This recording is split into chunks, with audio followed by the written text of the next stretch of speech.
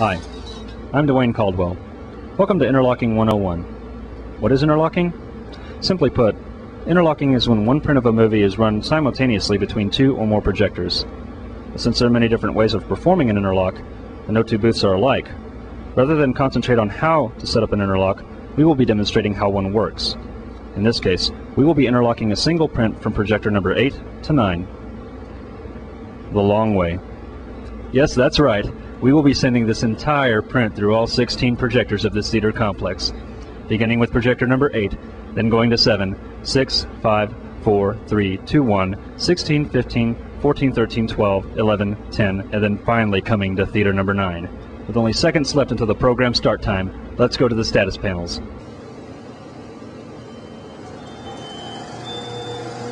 And they're off. You may have noticed that each projector started at a slightly different time than the rest. The reason is because this theater complex does not have any functioning interlock circuitry, and this interlock is being initiated solely upon the accuracy of the individual start timers. We're here at number 8, waiting for the first cue to pass through the projector to start the show.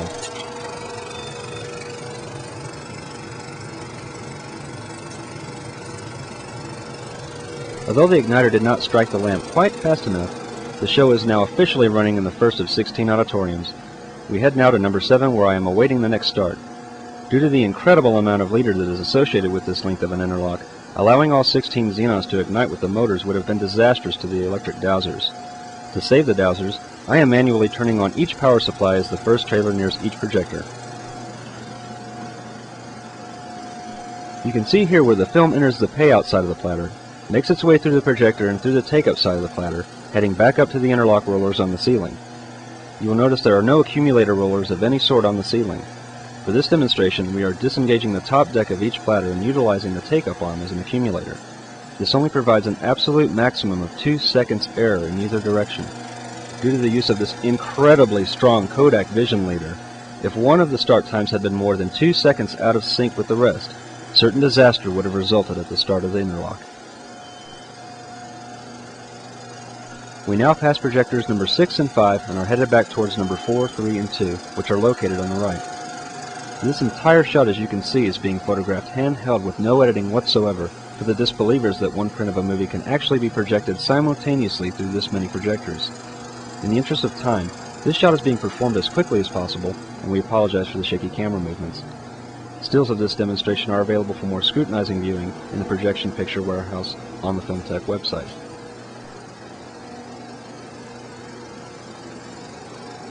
Number 2 here is the last projector in the north booth. From here the interlock starts to get a little bit tricky as there are a grand total of 4 booths in this 16-screen complex.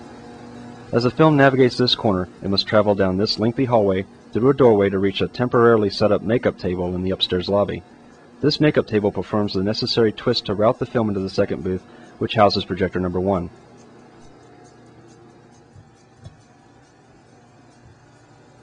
As you can see, from this point the film must travel through 2 more doorways to enter this projection room.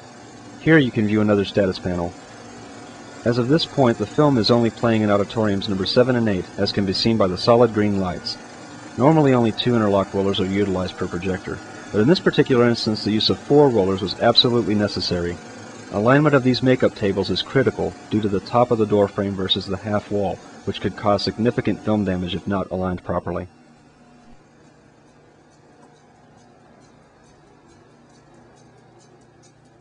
As we exit the second booth, we come to another makeup table. This makeup table turns the film around yet another corner and shoots it across the upstairs lobby a full 80 feet. Although you cannot see it yet, at the other side of this area is a third and final makeup table. If you look closely at the film here, you will see a piece of white tape that is a marker for us. The tape will be explained in a minute, but serves now as a convenient marker to demonstrate yet again that the film is actually moving and this setup was not staged.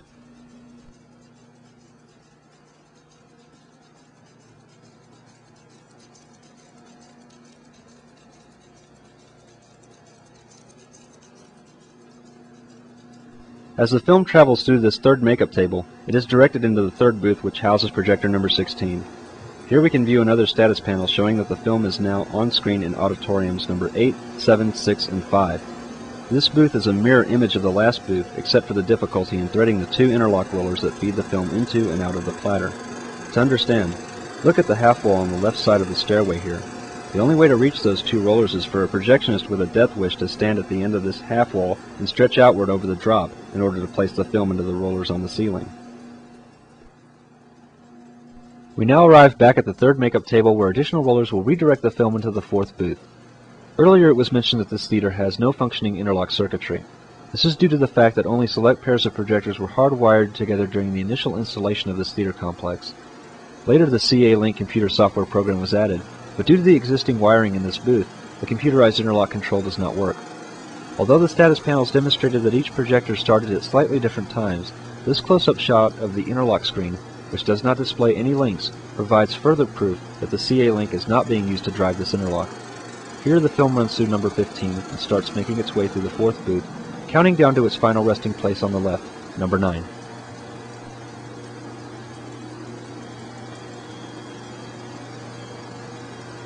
A couple of minutes ago, a piece of white tape on the film was pointed out. This tape is utilized for the threading procedure, as this one continuous interlock actually started out as 3 completely separate stretches of leader. Due to the amount of rollers the film must be passed over to thread, the film becomes virtually impossible to pull after several hundred feet of leader is ran over dozens of rollers without entering a projector. For this reason, projectors number 15 to 9 were threaded with one stretch of leader. Next, projectors number 2 to 15 were threaded with another stretch of leader. Finally, projectors number 8 to 2 were threaded with a third stretch of leader. At this point, the leaders were spliced together and the film was threaded into all 16 projectors in reverse order, starting from number 9 all the way to number 8. Once threaded, there is very little stress on the film, as can be seen by the sagging loops of film between the interlock rollers.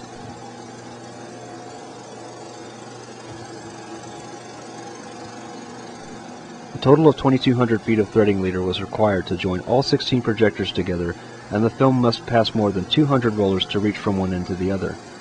It takes just over 20 minutes from the time that the first trailer on number 8 starts until that same first trailer starts on number 9.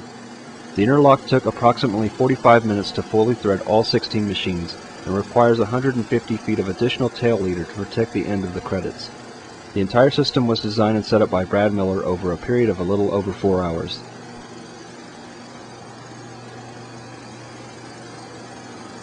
Here we arrive at our final destination, being projector number 9. On this platter, the film is taken up as normal. It will be approximately another 14 minutes until the film reaches this projector. It's just that easy. And with that, 16 screens and 20 minutes later, the show starts on number 9. Digital cinema will never be this fun.